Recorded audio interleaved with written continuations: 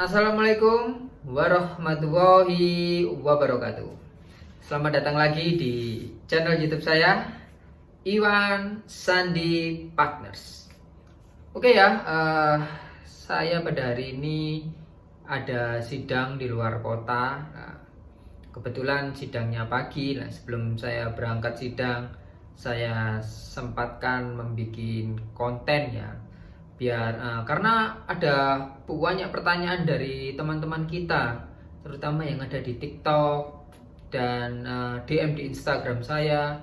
Nah, teman-teman semua menanyakan seperti ini, Pak, saya ini digugat cerai sama istri, atau Pak, saya ini digugat cerai oleh suami. Lah, sedangkan saya tidak menginginkan perceraian ini, Pak. Bagaimana ya Pak caranya menggagalkan perceraian ini? Wah, seperti itu kurang lebih pertanyaannya. Oke, sebelum saya jawab, tolong di subscribe video saya kali ini, di komen, di like, dan juga di share ke teman-teman yang membutuhkan informasi ini. Nah, jadi gini ya, akan sedikit saya terangkan selama pengalaman saya ya. Selama pengalaman saya beracara di pengadilan agama terutama ya, itu banyak sekali memang klien saya maupun orang lain ya yang menceritakan keluh kesahnya, menceritakan kehidupan rumah tangganya ke saya seperti ini. Pak, saya ini digugat cerai oleh suami, Pak.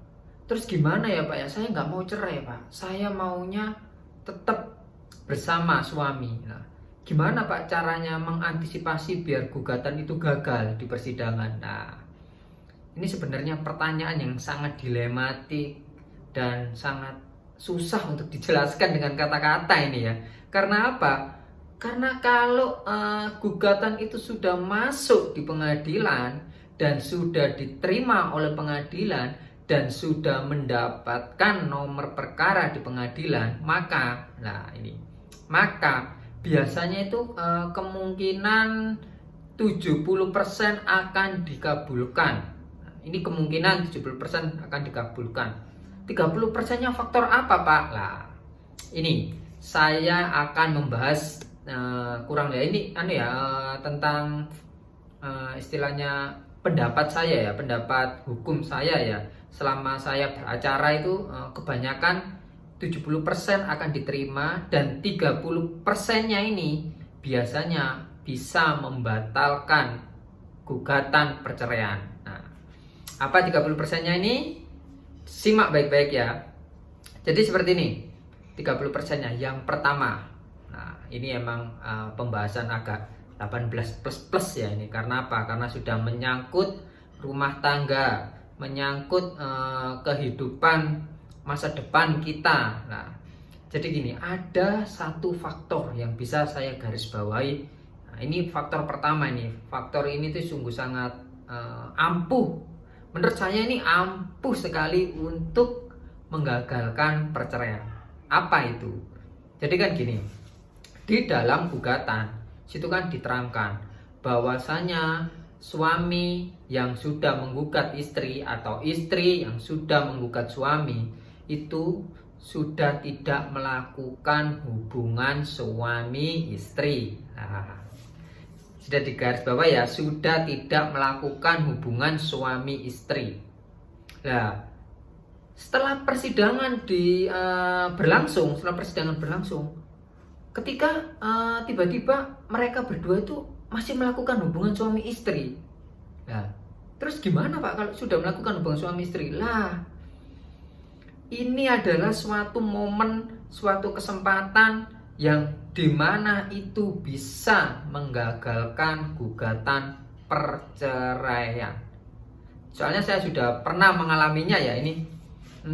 Sudah beberapa tahun yang lalu ini saya sidang dengan seperti itu. Jadi ini tuh kebetulan klien saya itu laki-laki menggugat istrinya. Nah, setelah itu di dalam persidangan istrinya kan hadir.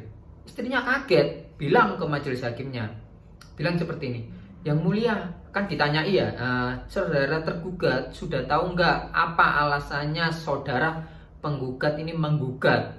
Seperti itu kan. Biasanya hakim itu selalu berinteraksi dengan penggugat dan tergugat maupun pemohon dan termohon. Ya, ditanyai. Terus pihak perempuannya menjawab, saya tidak tahu apa-apa yang mulia. Karena apa? Karena semalam saja saya dengan suami masih melakukan hubungan suami istri. Lah, kok tiba-tiba saya digugat perceraian? Lah, salah saya di mana? Lah, ini adalah suatu jawaban yang fatal, yang sebenarnya suatu jawaban yang bisa meruntuhkan semua gugatan kita di pengadilan. Kebetulan saya waktu itu memegang penggugat, pemohon. Kalau laki-laki itu namanya pemohon. Saya memegang pemohon dan termohonnya bilang seperti itu. Setelah itu langsung dikonfirmasikan ke pemohonnya, Bapak, apa benar yang dikatakan istri sampean itu, bahwasanya sampean baru kemarin melakukan hubungan suami istri? Kebetulan si pemohonnya dengan lugunya ya, karena kita kan sudah tidak tahu ya, saya juga tidak tanya. Soalnya pemohonnya bilang ke saya sudah lama Pak tidak melakukannya. Nah, oke, makanya saya membantu mengajukan gugatan perceraian ini. Tapi kok tiba-tiba baru kemarin melakukan hubungan suami istri? Terus pemohonnya bilang, iya yang mulia, saya sudah melakukan hubungan suami istri kemarin karena saya mabuk khilaf. Setelah itu saya akhirnya melakukan hubungan itu suami istri. Seketika itu hakim memerintahkan kepada pemohon melalui kuasanya saya untuk mencabut gugatan tersebut. Lah, ini fatalnya di situ. Makanya Pak, kalau kita sudah melakukan hubungan suami istri di dalam masih area persidangan ya, ini harap-harap cemas ini penggugat maupun pemohon, harap-harap cemas untuk mencabut gugatannya. Lah itu, Pak, mencabut gugatannya itu masa kita harus tiba-tiba ngomong ke majelis hakimnya, saya sudah melakukan hubungan suami istri seperti itu? Iya, kalau kalian sudah melakukan hubungan suami istri kemarinnya atau kapan, bilang langsung ke hakimnya. Tapi ya, ada beberapa hakim yang tidak merespek itu, ada yang merespek itu. Tapi di dalam peraturan kalau sudah seperti itu namanya gugur dan harus dicabut. Itu ya. Itu yang pertama, faktor pertama. Apa itu? Melakukan hubungan suami istri. Lah, ini patut dicoba dan sangat ampuh ini. Bukannya saya mengajari ya, tapi ini sebagai pengalaman saya ya, pengalaman saya yang pernah melakukan seperti itu. Ini sangat ampuh. Nah, itu yang pertama. Yang kedua, biasanya di dalam persidangan kekurangan saksi itu bisa menyebabkan dicabutnya suatu gugatan atau ditolaknya perkara oleh majelis hakim. Nah, saksi ini sangat penting. Saksi itu bukti dan saksi. Nggak ada saksi, saksinya nggak ada Pak, kita tidak mengajukan saksi.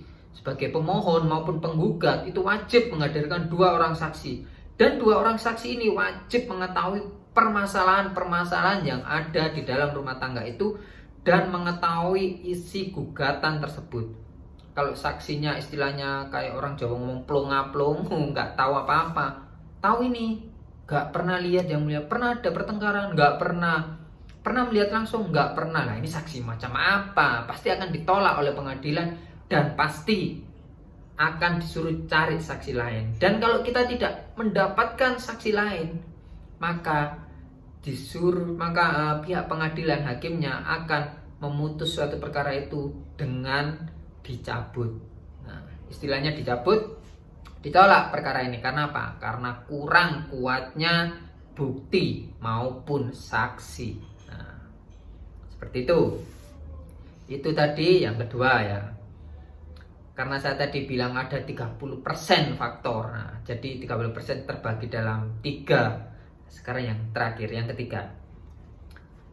Yang ketiga ini adalah biasanya bisa perceraian ini bisa gagal melalui tahap pertama, yaitu mediasi. Nah, di dalam mediasi ini tuh emang banyak prahara, banyak drama, banyak ya istilahnya ya gimana ya, keluarga sudah menjalin hubungan suami istri, menjalin rumah tangga kecil bertahun-tahun, berpuluh-puluh tahun, suka duka bersama. Biasanya di dalam mediasi itu luluh akhirnya penggugat maupun tergugat, yang penggugat maupun pemohonnya, dia tuh luluh hatinya dan akhirnya mencabut gugatan itu.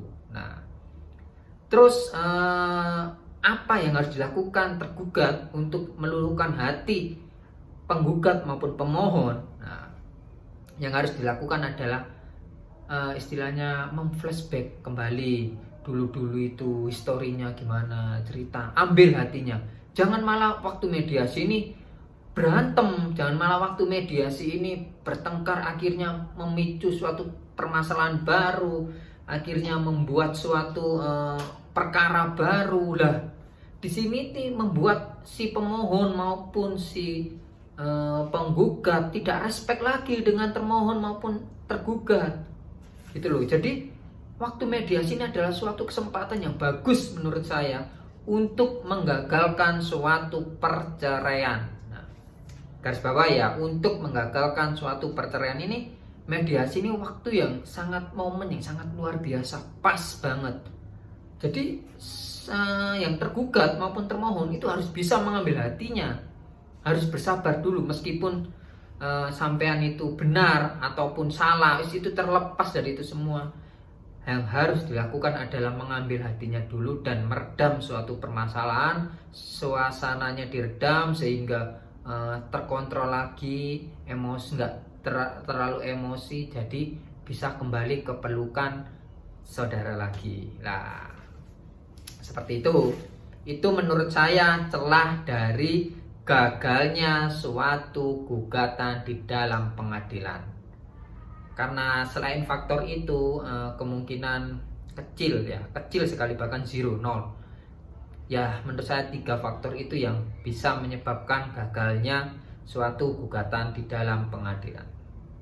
Oke, sekian cukup dari saya ya penjelasan tentang bagaimana menggagalkan suatu gugatan. Nah, mungkin kalau ada yang mau ditanyakan lagi atau kurang jelas, bisa di komen langsung ya di YouTube saya ini maupun di Instagram saya. Nanti saya kasih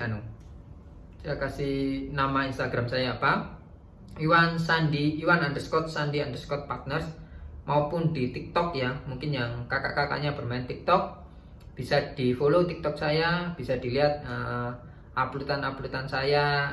Suasana di pengadilan seperti apa itu banyak tak upload di situ ya. Dan banyak yang teman-teman kita, saudara-saudara kita yang sama-sama kebingungan menghadapi masalah rumah tangga yang seperti ini. Banyak juga di situ, banyak curhatan-curhatan juga.